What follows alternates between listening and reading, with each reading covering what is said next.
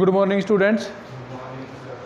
कल के वीडियो में हमने टॉपिक किया था इलेक्ट्रोमैग्नेटिक इंडक्शन और उसके बारे में बताया था कि इलेक्ट्रोमैग्नेटिक इंडक्शन क्या था कि किसी भी इलेक्ट्रिकल सर्किट या कंडक्टर में मैग्नेटिक इफ़ेक्ट के द्वारा ईएमएफ पैदा करना, बिजली उत्पन्न करना। अब इस टॉपिक में हमने क्या देखा था कि हमारे पास एक कंडक्टर था और एक मैग्नेटिक फील्ड था। यदि इस कंडक्टर को हमने घुमाया था तो क्या था, इस कंडक्टर में एक ईएमएफ पैदा हुई थी क्योंकि इस कंडक्टर ने इस मैग्नेटिक फील्ड को काटा था।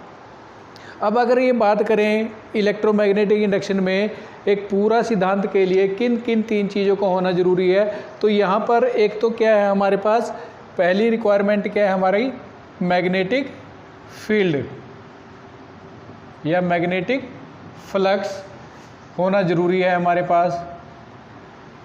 दूसरा क्या है, ईएमएफ पैदा होगी और एक सर्किट में करंट गुजरना शुरू होगा। और तीसरा क्या है, फोर्स या मोशन, कि हम चालक को घुमाएंगे या चालक घूमेगा। तो एक इलेक्ट्रोमैग्नेटिक इंडक्शन के लिए ये तीन चीज़ें, मैग्नेटिक फील्ड या मैग्नेटिक फ्लक्स, ईएमएफ या करंट और फोर्स या मोशन, ये तीनों चीज़ें होनी ज़रूरी हैं।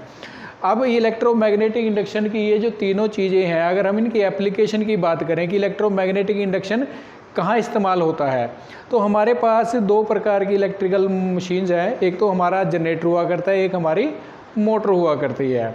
मोटर क्या करती है, मोटर को हम बाहर से विद्युत सप्लाई देंगे तो वो घूमने लगती है, मतलब उसको हम बाहर से करंट या ईएमएफ देंगे तो उसमें एक फोर्स पैदा होगा, वो घूमने लगेगी।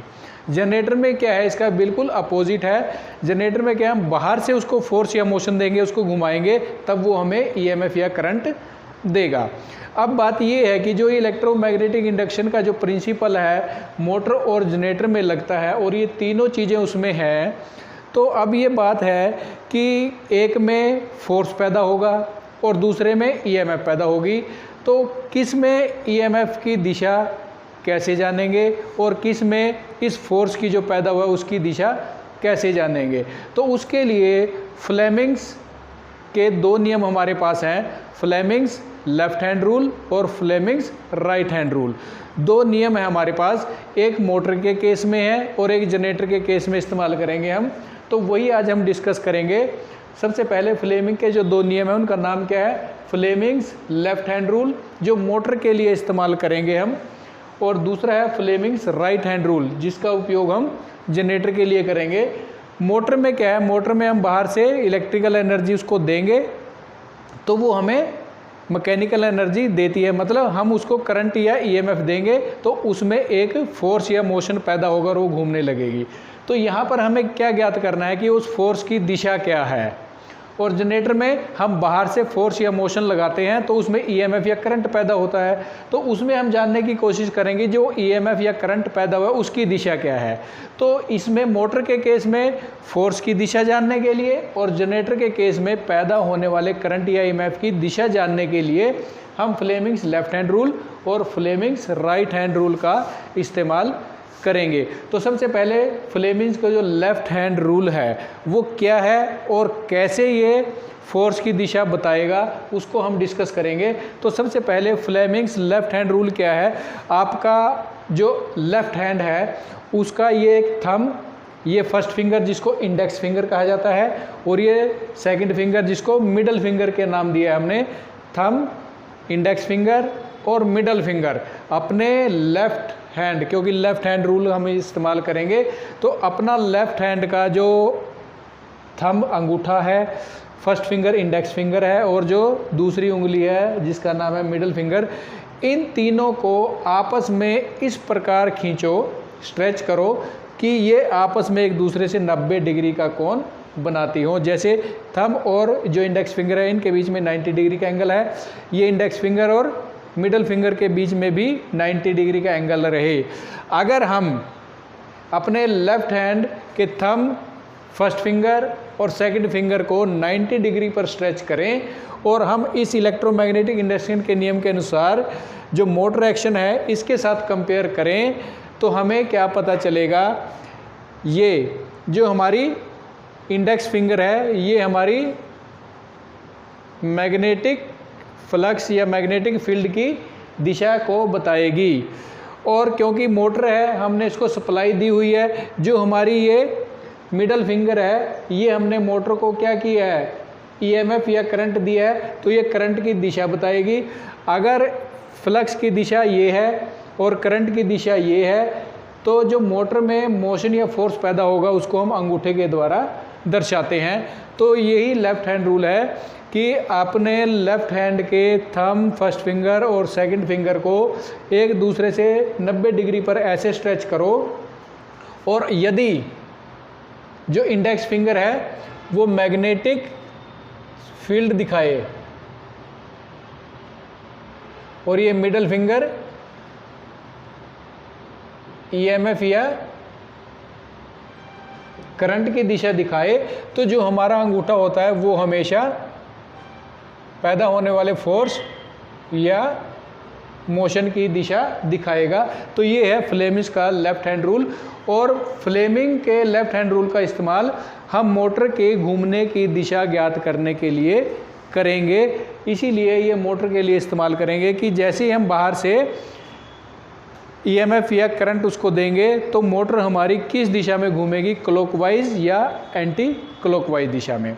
दूसरा है राइट हैंड रूल, फ्लेमिंग्स का दाएं हाथ का नियम, राइट हैंड रूल, जो जनरेटर के केस में लगेगा।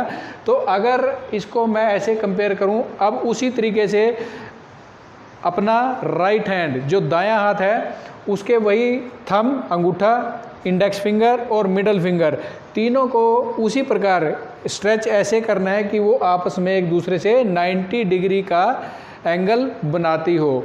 तो उस केस में, क्योंकि मैंने पहले बताया जनरेटर केस है, जनरेटर में हम बाहर से बल लगाएंगे और मैग्नेटिक फील्ड होगा तो वो हमें ईएमएफ या करंट देगा।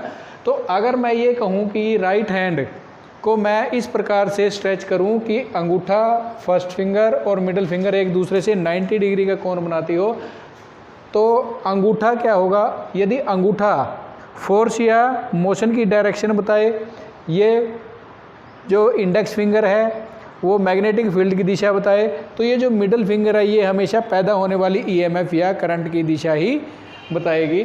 तो उसके अकॉर्डिंग ये जो थंब है मेरा ये फोर्स या मोशन दिखाएगा, और जो इंडेक्स फिंगर है ये दोनों केस में मैग्नेटिक फ्लक्स या मैग्नेटिक फील्ड की दिशा बताएगा, और ये जो फिंगर है ये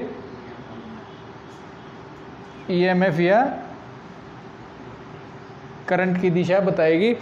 तो क्योंकि ये राइट हैंड रूल है जनरेटर के केस में है, हम बाहर से फोर्स लगाएंगे, मैग्नेटिक फील्ड हमारा होगा, तो ये जो मिडिल फिंगर है ईएमएफ करंट की दिशा बताएगा कि जो हमारा करंट है सर्किट में किस डायरेक्शन में जाएगा जनरेटर के केस में। तो इस प्रकार जो फ्लेमिंग के दोनों नियम थे, एक मोटर के लिए लेफ्ट हैंड रूल का इस्तेमाल करेंगे Fleming's left hand rule, Fleming के बाएँ हाथ का नियम, और जनरेटर के केस में फ्लेमिंग के दाएँ हाथ के नियम का हम इस्तेमाल करेंगे करंट या ईएमएफ की दिशा जानने के लिए, और मोटर में पैदा होने वाले फोर्स या मोशन की दिशा जानने के लिए। तो ये तो था हमारा इलेक्ट्रोमैग्नेटिक इंडक्शन के अकॉर्डिंग मोटर जनरेटर एक्शन में ईएमएफ और मोशन की दिशा ज्ञात करना। अब हमारे पास जो दूसरे नियम है वो है मैक्सवेल के नियम। अब मैक्सवेल के नियम कहाँ पर लागू होंगे, ये लागू होंगे, मान लीजिए मैंने पहले भी बताया कि हमारे पास एक कोई कंडक्टर है और कंडक्टर में से जब करंट गुजरता है तो उसके चारों तरफ चुंबकीय क्षेत्र पैदा हो जाता है। अब बात ये है कि उस कंडक्टर में, सीधा कंडक्टर है, स्ट्रेट कंडक्टर है हमारा, अगर हमारे पास कोई स्ट्रेट कंडक्टर है और उसमें से करंट गुजरता है तो उसके चारों तरफ जो मैग्नेटिक लाइंस ऑफ फोर्सेस, जो मैग्नेटिक फील्ड चुंबकीय रेखाएं होंगी वो पैदा हो जाएंगी। अब हमने ज्ञात ये करना है कि अगर करंट की दिशा एक निश्चित दिशा में है तो जो मैग्नेटिक लाइन ऑफ फोर्सेस हैं चुंबकीय रेखा, उनकी दिशा क्या होगी, और अगर करंट की दिशा बदल दें हम उस स्ट्रेट कंडक्टर में तो फिर बदलने के बाद चुंबकीय रेखाओं की दिशा क्या होगी। तो ये चीज़ जानने के लिए हमारे पास एक सीधा स्ट्रेट कंडक्टर है और उसमें से करंट गुजरता है, तो हमें ज्ञात करना है कि उस करंट के कारण जो चुंबकीय रेखाएं उसके चारों तरफ हैं उनकी दिशा क्या होगी। तो वो जानने के लिए मैक्सवेल ने दो नियम दिए थे। पहला नियम था राइट हैंड थंब रूल, कि दाएं हाथ के अंगूठे का नियम। राइट हैंड मतलब दाएं हाथ, और थंब रूल अंगूठे का नियम, दाएं हाथ का अंगूठे का नियम। कई बार कंफ्यूज हो जाते हैं फ्लेमिंग राइट हैंड रूल में। ये फ्लेमिंग राइट हैंड रूल है और मैक्सवेल का राइट हैंड थंब रूल है, मतलब थंब उसमें इंक्लूड हुआ है। तो इस नियम के अकॉर्डिंग क्या है, मेरे पास एक स्ट्रेट कंडक्टर है, मान लीजिए वो स्ट्रेट कंडक्टर है, ये स्ट्रेट कंडक्टर है, और क्योंकि नियम में राइट हैंड है, मैंने राइट हैंड का ही इस्तेमाल करना है और कंडक्टर को राइट हैंड में इस तरीके से पकड़ना है मैंने। यहाँ पर ये स्ट्रेट कंडक्टर है, अगर राइट हैंड, अपने राइट हैंड में स्ट्रेट कंडक्टर को इस प्रकार मैं पकड़ूं कि ये जो अंगूठा ऊपर की तरफ रहे और फिंगर इसके ऊपर लिपटी हुई नज़र आए, तो इस कारण जो मेरा अंगूठा होगा, यदि वो करंट की दिशा बताएगा, अगर अंगूठे जो मेरा है कंडक्टर में से करंट गुजरने की दिशा बताता है, तो ये जो फिंगर्स हैं, फिंगर्स हमेशा मैग्नेटिक लाइंस ऑफ फोर्स, चुंबकीय रेखाओं की दिशा हमेशा बताएगा। तो अगर उस तरीके से मैं यहाँ देखूँ, ये राइट हैंड है, राइट हैंड थंब हमेशा करंट की दिशा में जाएगा, कि ये जो मेरा कंडक्टर है, अंगूठे की डायरेक्शन अगर देखूँ इस तरीके से है, इसका मतलब करंट ऊपर की तरफ जाएगा। तो अगर इस स्ट्रेट कंडक्टर में अंगूठे की दिशा में करंट होगा, तो फिंगर्स मेरी इस प्रकार से हैं, देखो फिंगर्स इस प्रकार से हैं, तो ये चुंबकीय रेखाएं इस प्रकार से ही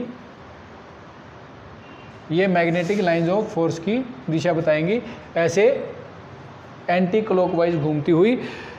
ये है राइट हैंड थंब रूल। अगर इसी को इस प्रकार से मैं इसको ऐसे रिवर्स कर दूं, उल्टी डायरेक्शन में कर दूं, इसको हाथ को इस प्रकार से कर दूं, तो यहाँ पर देखिए अगर ये ऐसे हो जाता है तो करंट मेरा अंगूठा नीचे की तरफ हो जाएगा। इसका मतलब करंट की डायरेक्शन मैंने चेंज कर दी। पहले केस में करंट की डायरेक्शन ऊपर की तरफ थी, इस केस में करंट की डायरेक्शन नीचे की तरफ है, तो करंट की डायरेक्शन चेंज हो जाएगी। तो उसी तरीके से मेरी जो फिंगर्स की डायरेक्शन है वो भी चेंज हो जाएगी, और उसी को मैंने दिखाया है यहाँ पर। जो फिंगर की डायरेक्शन है मतलब करंट की डायरेक्शन है इस कंडक्टर में, ये नीचे की तरफ है, और क्योंकि ये फिंगर्स हैं ये इस तरफ है, पहले जो मैग्नेटिक फील्ड की लाइन डायरेक्शन इस तरफ थी, अब ये दूसरी तरफ हो जाएंगी इस तरफ, अब ये हो जाएंगी क्लॉकवाइज। एंटी यहाँ पर क्या था इस डायरेक्शन में, यहाँ पर दूसरी डायरेक्शन में है, तो मैग्नेटिक लाइन ऑफ फोर्स की जो डायरेक्शन है वो भी चेंज हो जाएगी। ये था Maxwell right hand thumb rule, जिसके द्वारा अंगूठा हमारा करंट की दिशा दिखाएगा और फिंगर्स हमारी मैग्नेटिक लाइन ऑफ फोर्स की डायरेक्शन दिखाएंगी। तो इससे क्या पता चलेगा कि हमारे पास यदि कोई कंडक्टर है, उसमें से यदि करंट की दिशा बदल दें तो चुंबकीय रेखाओं की दिशा भी बदल जाएगी। दूसरा नियम है Maxwell cork screw rule. Maxwell ने ही दूसरा नियम दिया था इसी चीज़ को ज्ञात करने के लिए। उसमें उसने क्या किया, एक कॉर्क का टुकड़ा लिया और एक स्क्रू लिया, एक स्क्रू ड्राइवर लिया, और उसने उसको एक्सप्लेन कैसे किया कि ये कॉर्क का टुकड़ा है, ये एक स्क्रू है, ये कॉर्क का टुकड़ा और एक स्क्रू है। ये राइट हैंड से ही मेरे पास एक स्क्रू ड्राइवर है। अगर एक कॉर्क के टुकड़े में मान लीजिए ये वो एक कॉर्क का टुकड़ा है, यहाँ पर मैंने एक स्क्रू फिट करना है स्क्रू ड्राइवर के द्वारा। राइट हैंड से अगर मैं उसको क्लॉकवाइज घुमाऊँ, उसको कसने की कोशिश करूँ, तो जब मैं इस कॉर्क में इसको इस प्रकार से स्क्रू ड्राइवर के द्वारा स्क्रू को घुमाऊँगा तो वो टाइट होगा। मतलब क्या होगा, वो जो स्क्रू है वो अंदर की तरफ इसमें जाएगा, कोर के अंदर की तरफ जाएगा। तो वहाँ पर क्या है, जो पेंच की स्क्रू की मूवमेंट है वो करंट की दिशा दिखाएगी, और जिस तरीके से मैंने उसको स्क्रू ड्राइवर को घुमाया है वो मैग्नेटिक लाइंस ऑफ फोर्स की दिशा दिखाएगी। यहाँ पर मैंने स्क्रू ड्राइवर को क्लॉकवाइज घुमाया है, क्लॉकवाइज घुमाया है तो करंट की अंदर की तरफ है, जो स्क्रू मेरा है वो कॉर्क में अंदर की तरफ एडवांसमेंट है। तो यहाँ पर अगर बात करें हम, यहाँ पर इसने ये देखो क्लॉकवाइज है, तो क्लॉकवाइज में ये जो पेंच है ये इस कॉर्क में अंदर की तरफ एडवांस है, अंदर की तरफ जाएगा। इसको दिखाया कि ये स्ट्रेट कंडक्टर है, और अगर करंट की दिशा इस प्रकार अंदर की तरफ है तो और जो घुमाने की दिशा है, जो मैंने स्क्रू ड्राइवर को ऐसे घुमाया है, ये क्लॉकवाइज है, तो मैग्नेटिक लाइन ऑफ फोर्स भी क्लॉकवाइज रहेंगी। ये देखो, कंपेयर करो इससे, यहाँ पर भी करंट की दिशा नीचे की तरफ है और यहाँ पर भी करंट की दिशा नीचे की तरफ है और मैग्नेटिक लाइन ऑफ फोर्स की दिशा भी सेम है। अब दूसरे केस में क्या है, अगर मैं अब उस पेंचकस को एंटी क्लॉकवाइज घुमाऊँ, खोलने की कोशिश करूँ, तो पेंचकस मुझे दूसरी दिशा में एंटी क्लॉकवाइज घुमाना पड़ेगा और ऐसा करने से जो स्क्रू होगा वो बाहर की तरफ आएगा, उसकी स्क्रू की डायरेक्शन चेंज हो जाएगी। उसको ही मैंने दिखाया है यहाँ पर। अगर मैं इसको उल्टी की तरफ घुमाऊँ एंटी क्लॉकवाइज पेंचकस को, तो ये स्क्रू मेरा बाहर आना शुरू हो जाएगा, बाहर की तरफ। पहले ये कॉर्क में अंदर की तरफ गया था, कसा गया था। अब मैं इसको खोलता हूँ, खोलने के लिए उल्टी दिशा में एंटी क्लॉकवाइज में स्क्रू ड्राइवर से घुमाऊंगा तो ये पेंच मेरा बाहर की तरफ आएगा। तो जो पेंच की दिशा है गति की, वो करंट की दिशा दिखाएगी। ये स्ट्रेट कंडक्टर में ये करंट की दिशा है, ऊपर की तरफ है, और इस केस में यहाँ पर ये एंटी क्लॉकवाइज है। जो पेंचकस के द्वारा स्क्रू के घूमने की दिशा है वो एंटी क्लॉकवाइज होगी। इसको और इसको कंपेयर करो, यहाँ पर जो करंट है ऊपर की तरफ है और ये एंटी क्लॉकवाइज है, एंटी क्लॉकवाइज, क्योंकि एंटी क्लॉकवाइज मैंने घुमाया है इसको तो ये बाहर की तरफ आया है, और यहाँ पर क्लॉकवाइज घुमाया तो ये अंदर की तरफ गया है। तो इस राइट हैंड थंब रूल और मैक्सवेल के कॉर्कस्क्रू रूल के द्वारा हम किसी भी स्ट्रेट सीधे चालक में से यदि करंट गुजरता है तो उसके चारों तरफ जो चुंबकीय रेखाएं पैदा होती हैं उसकी दिशा को आसानी से ज्ञात कर सकते हैं। और यदि करंट की दिशा बदल जाए तब भी हम ज्ञात कर सकते हैं कि दिशा, करंट की दिशा बदलने से चुंबकीय जो रेखाएं हैं उनकी दिशा भी कैसे बदलती है। तो इस प्रकार जो आज के हमारे फ्लेमिंग्स राइट हैंड रूल और फ्लेमिंग्स लेफ्ट हैंड रूल, दोनों में हमने करंट, मैग्नेटिक फील्ड और फोर्स के बीच में रिलेशन जानने की कोशिश की।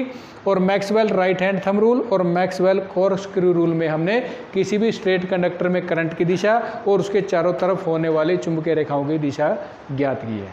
Thank you.